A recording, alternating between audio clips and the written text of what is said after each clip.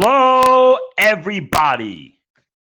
Welcome to the Crypto Hipsters podcast, where I interview founders and co founders, entrepreneurs and artists, executives and stay at home hipsters in crypto and blockchain around the world. And I have an amazing podcast for you today. Let's get to it. And today I have an amazing guest. His name is Armel Leslie. He is a partner at Peaks Strategies. Armel, welcome. Hey, Jamil, good to be here and good to talk to you on a rainy day. I know we're neighbors in Fairfield County. Yes, we are. And I think the sun just came out. So let's kick things off. The first question I'll ask is this. It's simple. What is your background, and is it a logical background for what you're doing now? So I moved to the United States in 1994, and I went to college at Baruch College, which is part of the City University of New York system. And actually, my final year, I was lucky enough to work at the press office at Baruch, and we had some interesting announcements to make as well. So that kind of got me able to to get into PR once I finished college. And I linked up with a guy named Tom Walek, who's been an employee, a boss of mine or a partner of mine for about 18 of the last 21 years. So, the logical way that I kind of got into the space was through college. And then with Tom, we built up a PR agency called Walek Associates for about 12, 13 years. And we were very involved in the alternative investment space, kind of the hedge fund space, private equity. And through that, really got into capital markets in a big way. And fast forward to today at Peaks Strategies, another boutique firm that myself and Tom are partnering on. It got us into the, call it the crypto space / digital asset space. My experience in it began about 5 years ago, and it's been a great ride. Awesome. So let's talk about Peaks Strategies. What is it all about? What do you guys do? What's your focus and your initiatives today? Yeah, so Peaks is, again, it's a boutique PR firm. Tom is the managing partner. I'm a partner. We have about 5 full-time employees, and then we employ kind of a list of preferred vendors and freelancers as needed. So we like to keep it kind of small and nimble. We are essentially a PR agency that helps our clients kind of build and maintain a brand in the marketplace. I would say we focus mainly, if you kind of look at PR and in terms of owned, earned, and paid initiatives, I would say we focus mainly on the earned aspects of that kind of Venn diagram and helping our clients kind of get inserted into the media as opposed to, taking out advertisements and paying to, speak on panels and everything else. So, 80% of what we do is good old fashioned media relations, which is amazing because that hasn't changed that much over the last 20 years, while so much else has changed. And I would say the other 20% is really kind of being a driver of content for clients and helping them kind of get that content out on their own channels and amplifying it on social media, etc. So that's the earned model. What are the other 2 models?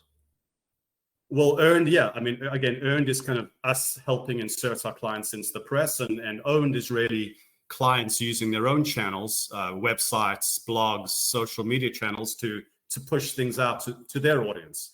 And that's the one thing that has changed massively over the last 20 years is that anyone, in essence, can be their own publisher. I mean, you are hosting a podcast right now, right? You are your own publisher, and obviously there's lots of work to be done on the back end and distribution and everything else. But in reality, people don't need third-party outlets these days to get their views across. They can go on their own social media channels. They can go on their own websites. They can go on their own blog, and they can kick their thoughts out. They can kick their news out. obviously. And again, the fact that we're still obviously very, very busy and thriving, the fact that people still need the third-party media coverage and endorsements is refreshing. And again, that's the one part of the landscape that hasn't changed that much. I understand. Thank you. So let's dive into that a little bit. What does crypto is an emerging market still, and very much so. So what does PR look like in the emerging crypto industry?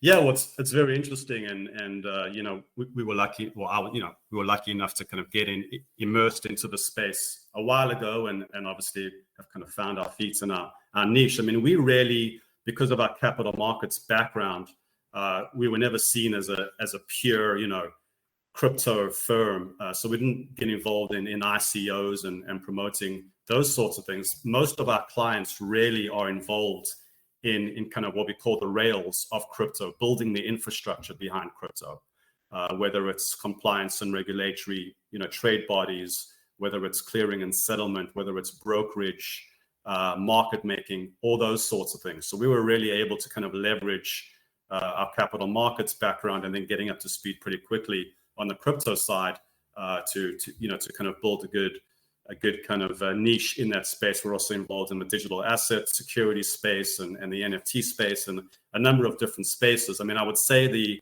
landscape for crypto, is as frantic as the price of cryptocurrencies on a daily basis. I mean, things are happening, rapidly. There's a lot of competition. Both for other agencies out there. There's a lot of news. There's a lot of velocity, and as there's a new unicorn seemingly minted on a weekly basis, and a lot of news flow. So it's very challenging and competitive to get our clients immersed into that space. So I want to know how you do it, because when I do it, I think I'm on top of everything. I think I'm ahead of the game. Then I interview founders and thought leaders, entrepreneurs, and I'm like, wow, I need to catch up. So how do you navigate it? Yeah, look, I mean, as you know, there's so much going on. I mean, and each of our clients is obviously different and have their own idiosyncratic value adds and everything else. But we kind of approach PR in a three-pronged way. One is obviously leveraging hard news and announcements as best we can, and kind of maximizing how we get those out through exclusives, embargoes, and in addition, just broadly. But hard news is only one leg of the stool, and you kind of put something out there and then go to sleep for a couple months. So we kind of make sure that we're staying out with our clients on a regular basis. We have a regular cadence of ways to stay top of mind.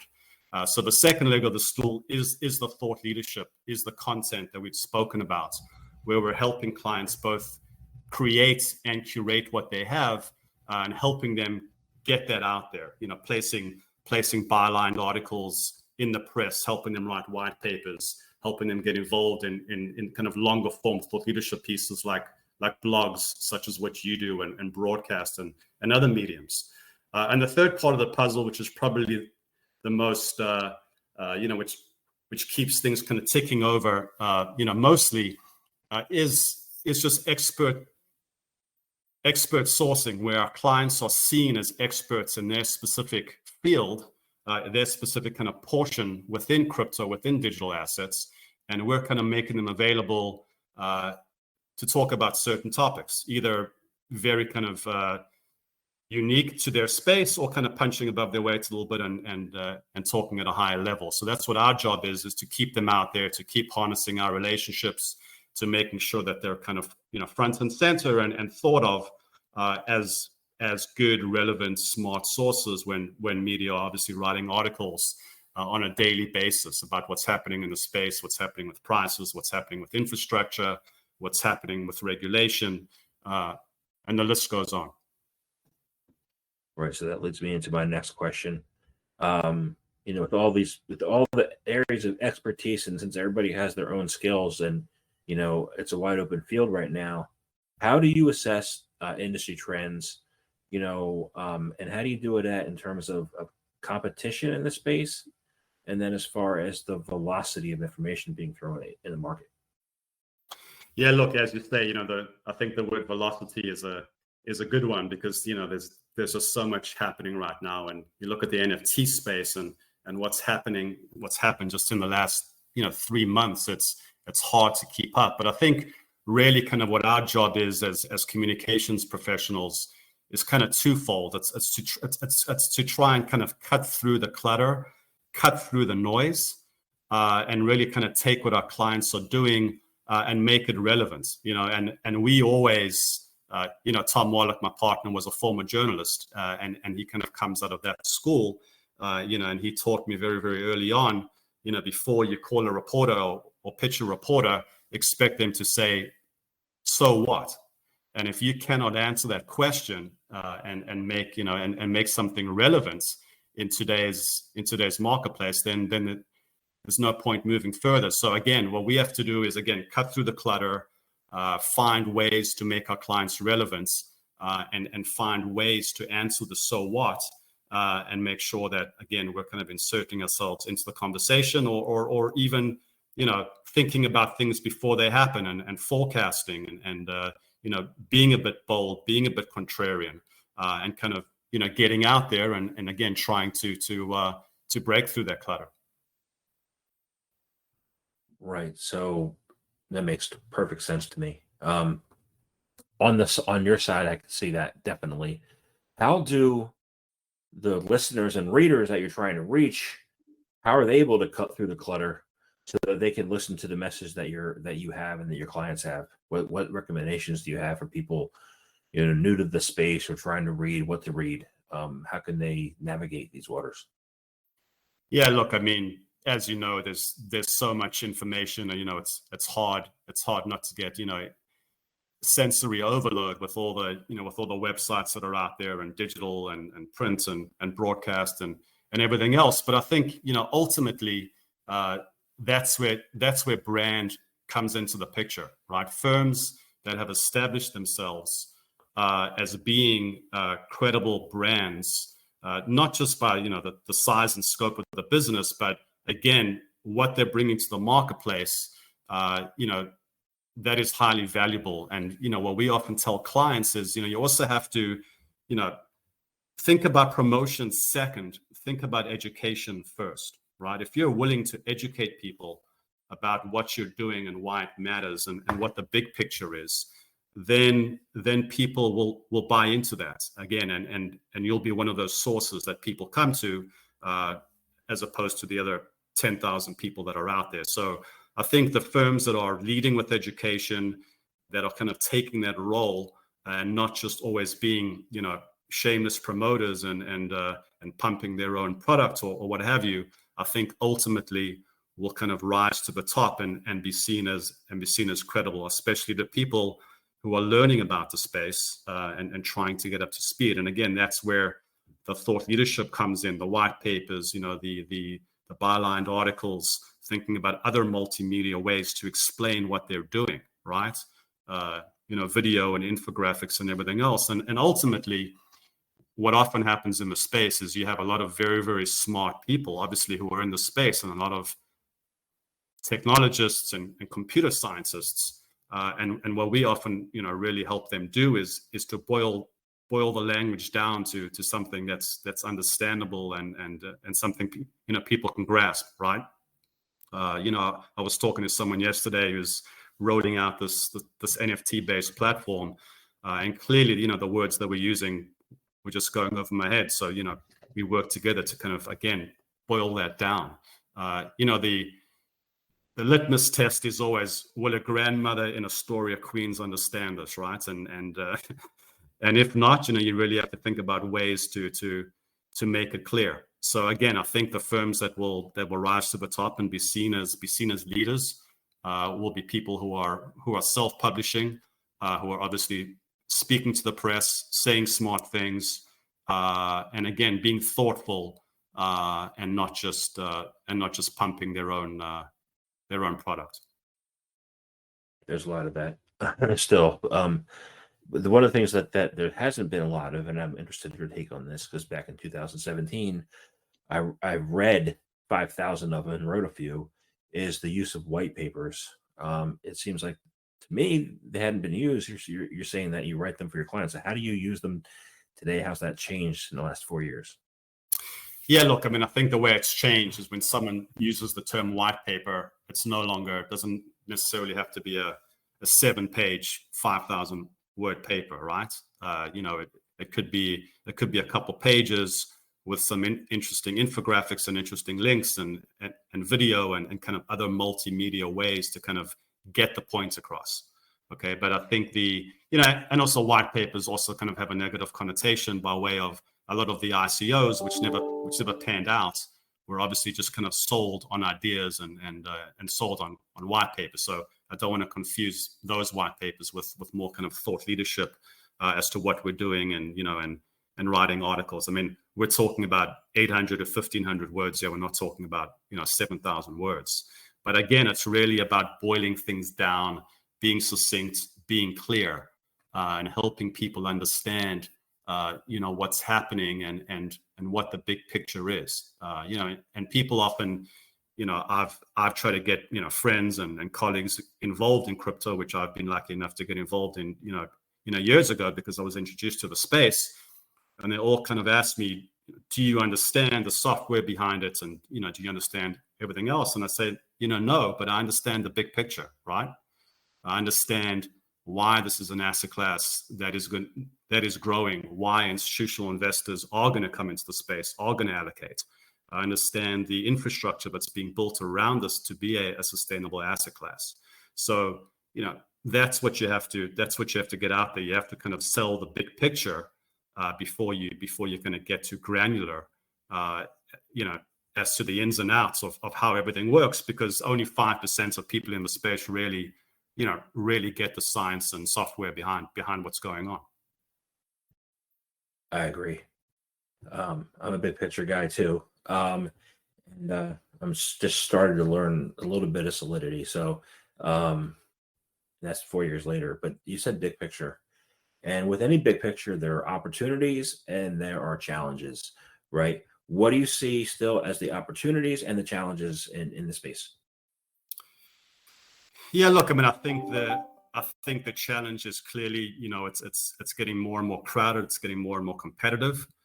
So you have not just the native, crypto people being out there who have built a good name for themselves, but now you're getting, the more traditional players who are moving into the space. The JP Morgans of the world, the Wells Fargos of the world, who are putting out reports and putting out price recommendations on crypto and everything else. So clearly the challenge is that the universe is getting bigger, and it's not just a dozen native crypto early movers who are now seen as thought leaders, but it's many other people who are now moving over from traditional finance into the crypto world and kind of encroaching on that as well. So that's a challenge. Again, there's just more people wising up to what's going on, realizing that that this is a real thing that's not going away.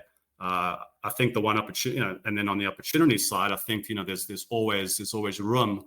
Again, as this industry, as this asset class emerges, again, for people to really kind of capture and find, their niche in terms of where do they fit in the ecosystem, as a brand, personal brand, or as a company, and how can they kind of elaborate on that? And again, the rails, the infrastructure is still being built. So again, a lot of our clients speak about the building out of the ecosystem, and I think there's still certainly is room for people to be talking about that, what's being built out, what's next, what still has to happen for this to really be an institutional grade asset class.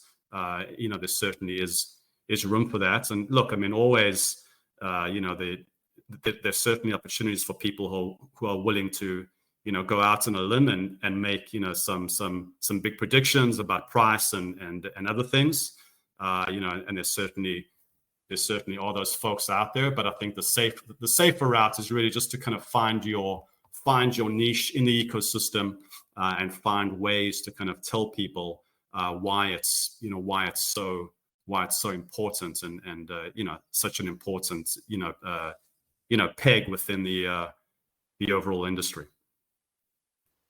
Right. So I have two last questions. The first one is this: uh, there are 10,000 or so. I don't even know anymore how many coins there are globally. But you said there is room to grow, to bring institutions on board. And I just wanted to find out once again what you think some of those areas of potential opportunity from the institutional rails and bin side could be. Yeah, look, again, I mean, we work with clients again who are brokers, who are market makers, who are working on clearing and settlement technology, on all sorts of things. So again, as these things all come together, institutional investors, will get more comfortable. And I think there's a lot of indications and proof that institutional investors are getting involved.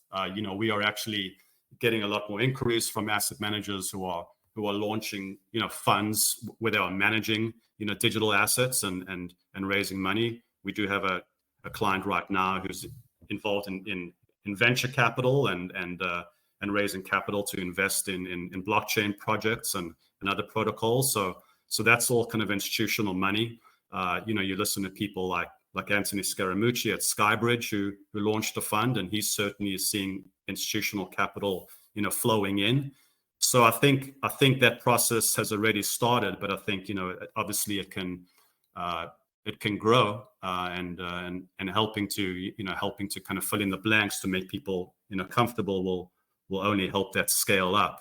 And remember, I mean, an institution, if big institutional players just commit 1%, 2% of their portfolio into the space, you're talking about hundreds of billions of dollars, even trillions of dollars. So it's just getting people comfortable enough to kind of dip their toe in and realize that this is not something that they can ignore, and that obviously really kind of changes the landscape. See, I agree. Thank you. So my last question is, actually, I want to thank you very much for your time today. It's been a great conversation. I enjoyed speaking with you. And my last question is this: how can people find out more information about you, about Peak's strategies, about what you do? How can they do that? Sure. I mean, our website is peaksstrategies.com. People can find me on LinkedIn, where I'm quite active, on Twitter, on Telegram. I mean, any of the usual tools. But we're definitely findable, definitely reachable, and again, really enjoying the space. We've always been involved in, again, call it alternative kind of assets and kind of off the run, bringing kind of off the run concepts into the marketplace, and kind of high growth areas. And obviously the crypto digital asset space really exemplifies that. So happy to connect, and easily findable, and would love to talk. Awesome. Thank you very much for your time today. Jamil, thanks, and we'll have to connect in Fairfield County.